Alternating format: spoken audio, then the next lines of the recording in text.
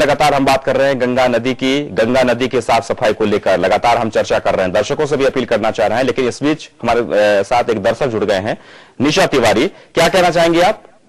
मैं ये कहना चाहती हूँ कि अभी मैंने उमा भारती के प्रवचन सुने। उन्होंने ये कहा कि अगर गंगा साफ नहीं होगी तो मैं मर जाऊंगी। देखिए, मरने से कुछ नहीं होगा, ठीक है। हमें इसके लिए कदम बढ़ाना चाहिए। और मैं इस जी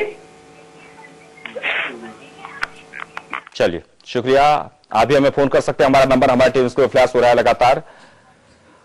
हम आपको बता दें कि गोरखपुर की रोहिन नदी में फैक्ट्रियों का गिर रहा गंदा पानी नदी को विषाक्त बना रहा है, जिसके कारण जलचर और अन्य जानवरों की जिंदगियां भी खतरे में पड़ चुकी है।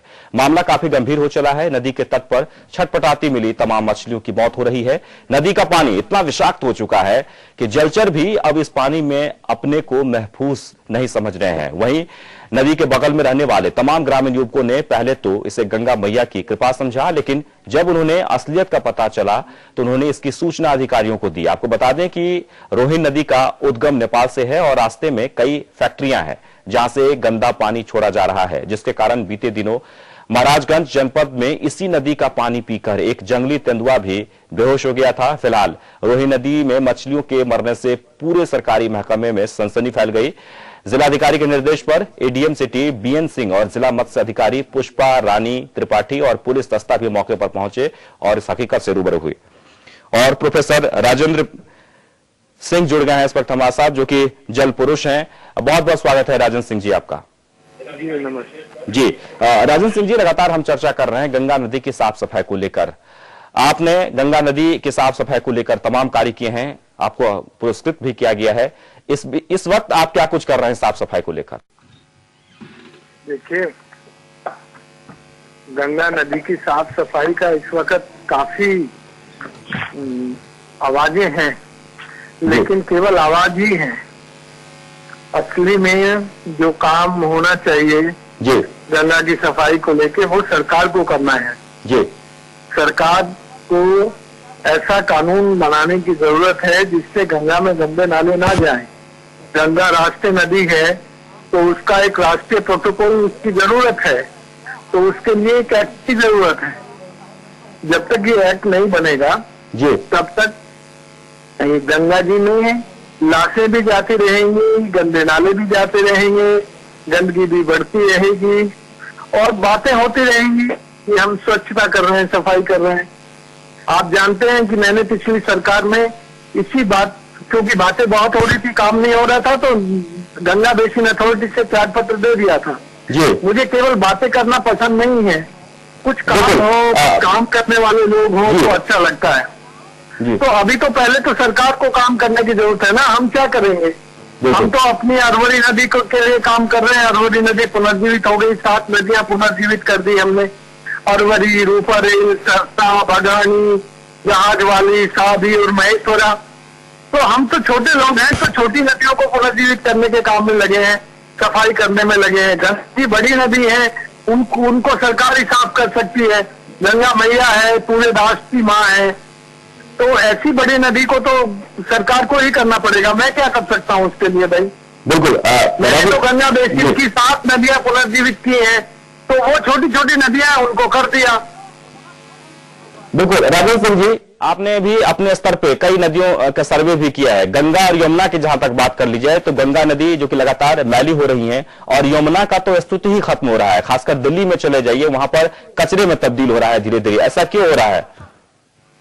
देखिए, मैंने गंगा की भी और यमुना की भी दोनों तरफ से 3-3 बार यात्राएं की है और मैंने पूरा बहुत अच्छे से महीनों गंगा के किनारे और यमुना के किनारे पर घूम कर सर्वे करके संरक्षण की बातें समाज के साथ के गुजारे हैं। मेरा कहना यही है कि गंगा और यमुना अब नदी नहीं बची है, नाले बन गई हैं। जी राजेंद्र जी, देश गंगा को माँ, लेकिन इनको नाला बनाने का काम और मैला ढोने वाली मालगाड़ी बनाने का काम सरकारों ने करवाया है। बिल्कुल राजेंद्र सिंह जी, आखिरकार क्या वजह है? जैसे कि आप कह रहे हैं कि वाकई में आपने बहुत करीब से देखा है और गंगा बेसिन के आप सदस्य थे और आपने मजबूरन वहां से इस्तीफा दिया है। गंगा यमुना की बात कर लीजिए या तमाम जो नदियां हैं, साफ सफाई के नाम पर करोड़ों रुपए खर्च किए जाते हैं और ये आज से नहीं, आजादी के बाद से जितने भी प्रधानमंत्री बने हैं सभी ने कहीं ना कहीं गंगा नदी को साफ सफाई को लेकर या जो यमुना नदी हो साफ सफाई को लेकर मुद्दा बनाया है, एक एजेंडा बनाया है, योजना बनाई गई है, पैसे भी खर्च किए गए हैं, लेकिन कहीं ना कहीं ये योजना धरातल पर नहीं उतरी, शून्य दिखता है। आखिरकार क्या ये राजनीति मामला हो गया है या फिर इच्छा शक्ति की कमी है? क्यों साफ सफाई नहीं हो रही है गंगा और यमुना? गंगा जी इस वक्त सबसे ज्यादा और सबसे बड़ी वोट देने वाली नदी है, तो जब भी चुनाव आता है तब गंगा जी मुद्दा बनती है और चुनाव के बाद फिर मुद्दा नहीं रहती, फिर उसमें से पैसा कमाई का धंधा बनता है। तो जो कॉन्ट्रैक्टर्स हैं और जो इंजीनियर्स हैं और जो गंगा के काम में लगे हुए नेता हैं, वो सब कैसे अपनी जेब गर्म कर सकते हैं वही सोचते हैं और उसी काम में लगे रहते हैं। फिर वो असली काम करने का कोई काम नहीं होता। असली बातें तो बहुत होती हैं गंगा के बारे में, अभी भी बहुत बातें हो रही हैं, लेकिन असली काम कुछ नहीं हो रहा है। तो जब असली काम नहीं होता, केवल पैसा कमाने पर ध्यान देता है, तब सरकारें केवल गंगा को मैला ढोने वाली मालगाड़ी बनाती हैं और सरकारों ने ही मैला ढोने वाली मालगाड़ी बना। जब तक कोई गंदा नाला गंगा में नहीं मिलता था तो समाज गंदगी नहीं डालता था गंगा में। जब से सरकारों ने लाइसेंस दिए गंदगी डालने का नदी में, गंगा में चमड़े के उद्योगों का जहरीला पानी डालने का की इजाजत दी है, किसने दी है? सरकार ने दी है ना। तो सरकार ने कहा है कि गंगा को गंदा करो, तो जब सरकार ने गंगा को गंदा करवा दिया तो समाज कैसे ठीक करेगा उसको? फिर समाज के ऊपर टीका फोड़ते हैं ये लोग। सरकारें फिर अपनी औकात नहीं समझते कि उन्होंने गंदगी करवाई है, तो करवाई तो गंदगी सरकार ने है। सरकार ने इजाजत दी है सब उद्योगों को गंदगी डालने का। तो जब सरकार गंदगी डालने की इजाजत देती है तो समाज में फिर गंदगी डालने लगता है। फिर समाज को भी लगता है कि अब ये गंगा मां नहीं है, अब ये मैला ढोने वाली मालगाड़ी है, तो इसमें गंदगी डालो तो गंदगी है।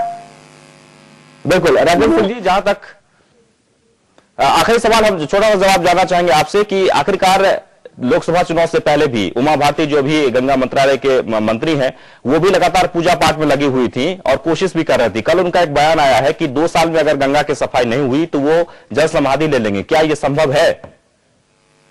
भैया मैं नहीं जानता इस बारे में, उन्हीं से पूछो। मैं क्यों उनका जवाब दूं? वो तो मैं आपसे इसलिए पूछ रहा हूं राजेंद्र सिंह जी, मैं आपसे इसलिए पूछ रहा हूं कि आपने बहुत करीब से इस कार्य को देखा है। क्या यह संभव होता है? कैसे संभव होगा? क्या आपने इस पर बहुत ही सर्वे किया है? किस तरह से होगा? हम आपसे एक राय जानना चाह रहे हैं। देखिए मेरा जवाब बेईमानी होगा। मैं यदि ये कहूंगा कि भाई ऐसे वादे ऐसे संकल्प बहुत लोग लेते हैं और बाद में कुछ नहीं करते तो भी बेईमानी होगा। और मैं कहूंगा कि उमा जी बहुत अच्छी हैं और वो जरूर यदि 2 साल में सफाई नहीं हुई तो जल समाधि ले लेंगी। तो दोनों मेरा जवाब इसका बेईमानी है। जी चलिए, बहुत शुक्रिया। तो लगातार चर्चा हम कर रहे हैं गंगा नदी के साफ सफाई को लेकर। एक बार आपको फिर से बता दें कि हम दर्शकों से भी आग्रह करना चाहेंगे कि आप भी हमें फोन कर सकते हैं। आपके आसपास या फिर गंगा सफाई को लेकर लोगों के मन में किस तरह से जागरूकता है। तमाम तरह के एनजीओ जो कि सक्रिय हैं साफ सफाई को लेकर और साफ सफाई के नाम पर करोड़ों रुपया डकार जाते हैं, उसका कोई लेखा जोखा नहीं होता है। जब भी चुनाव नजदीक आता है सरकार भी एक कहीं ना कहीं इस एजेंडे को शामिल कर लेता है गंगा सफाई को लेकर, लेकिन सिर्फ और सिर्फ बातें होती है, योजनाएं बनती हैं और अब तो ज्यादातर ही राजनीति होने लगी है गंगा साफ सफाई को लेकर। आखिरकार गंगा कब निर्मल होगी, यमुना कब फिर से दोबारा अपने अस्तित्व में लौटेगी, ये तमाम चीजें हैं। सरयू नदी आप चले जाइए, अयोध्या चले जाइए, सरयू नदी वहां पर सिर्फ और सिर्फ गंदगी ही है। आखिरकार ऐसा क्यों होता है जबकि हजारों के तादाद में लोग रोजाना स्नान करते हैं। और प्रेमानंद जी महाराज इस वक्त जुड़ गए हमारे साथ हरिद्वार से। प्रेमानंद जी महाराज आपका बहुत बहुत स्वागत है। धन्यवाद जी। प्रेमानंद जी, हम लगातार बात कर रहे हैं गंगा के साफ सफाई को लेकर। हरिद्वार में भी रोजाना हजारों की तादाद में लोग वहां पर पहुंचते हैं, आस्था की डुबकी लगाते हैं और हर दिन ऐसा होता है। साफ सफाई को लेकर सरकार की तरफ से योजनाएं बनती हैं, बातें होती हैं, लेकिन सफाई के नाम पर शून्य है। क्या लगता है आपको, ये एक राजनीतिक मुद्दा बन गया है या फिर सरकार में इच्छा शक्ति नहीं है?